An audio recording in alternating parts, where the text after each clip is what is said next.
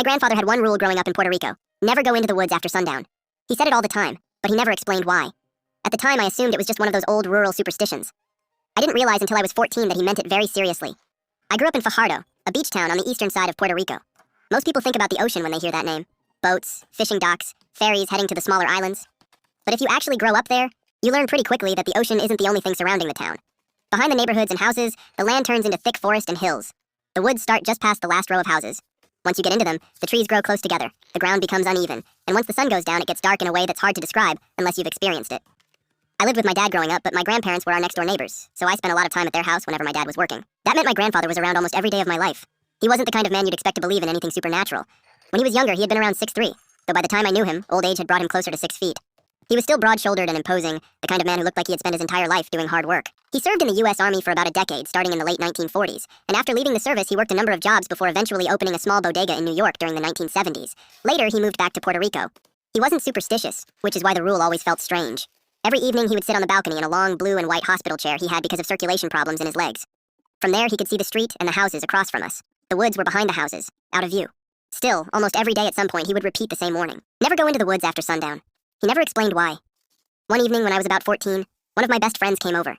The sun was already starting to dip behind the hills. The sky had that deep orange color that tells you night is coming soon. He asked if we could go explore, and he meant the woods. Normally, I would have asked my grandfather if it was okay, but that time I didn't. I knew what he would say, so instead I just told him we were going out for a walk. As we were leaving through the gate, he called out to me from the balcony: "Don't go into the woods after sundown." The words caught me off guard. I hadn't said anything about the woods. For a moment, I wondered if he somehow knew. I laughed it off and said we wouldn't, but the warning stayed in the back of my mind. We went into the woods anyway. At first, everything felt normal. We followed one of the trails we had walked plenty of times before. The coqui frogs were chirping and the trees moved gently with the evening breeze. Eventually, the light faded until moonlight was the only thing lighting the path. After a while, my friend said he needed to take a leak, so he stepped off the trail and walked a little deeper between the trees. I waited. 1 minute passed, then another, then a few more. Something about the woods suddenly felt different. Quieter. Too quiet. So I stepped off the trail and went looking for him. Instead of finding him, I walked straight into a clearing. At first, I thought I recognized it. There was a small open spot in the woods where one of the neighbors had thrown a party once when I was younger. I remembered music, people drinking, a fire pit in the middle, but something about this clearing didn't feel right. The one I remembered was small, maybe 20 feet across at most. This one was much bigger. The tree line stretched farther out than I remembered, forming a wide circle around me.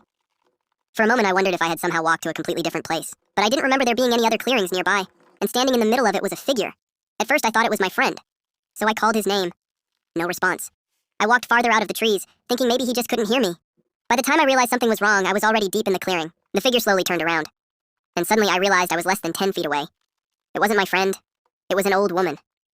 From the edge of the clearing, she had looked tall,